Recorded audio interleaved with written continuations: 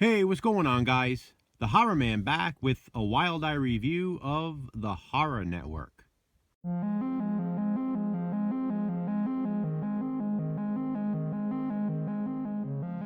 The Horror Network is a 2015 horror anthology film distributed by Wild Eye Releasing. It is compiled of 5 different segments, all with various directors. There is no wraparound story like Creepshow or Tales from the Crypt, but still, it flows well. Each segment just ends and the next begins, with its own title card. The film starts off with the first story, and it concludes as the opening credits roll. It's titled 3 a.m., and it's about a woman receiving creepy phone calls in the middle of the night. The next segment is titled Ed Wood, and this one is set during a bizarre and disturbing psychiatry session.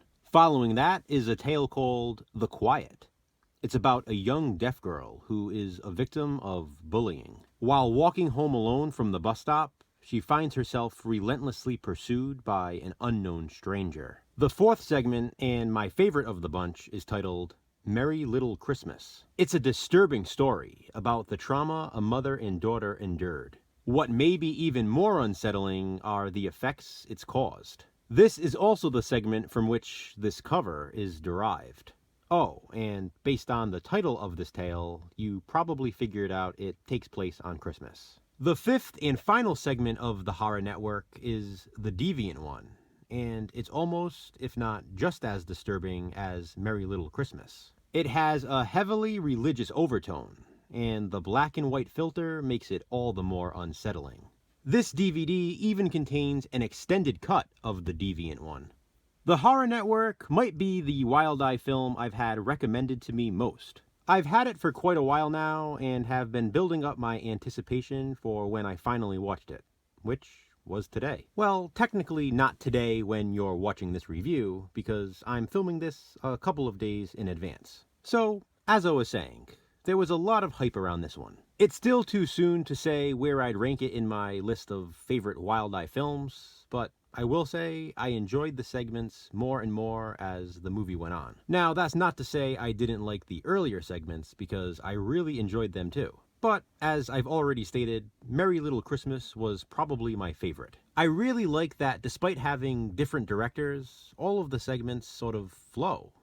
It seems as if the entire anthology was filmed and directed by the same person. That to me is a mark of good filmmaking.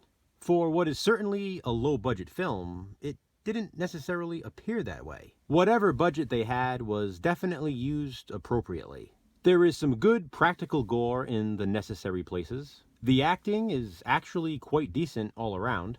There is some gratuitous, or I guess not so gratuitous nudity, but it's used in one of those disturbing scenes I mentioned. And then we have this character.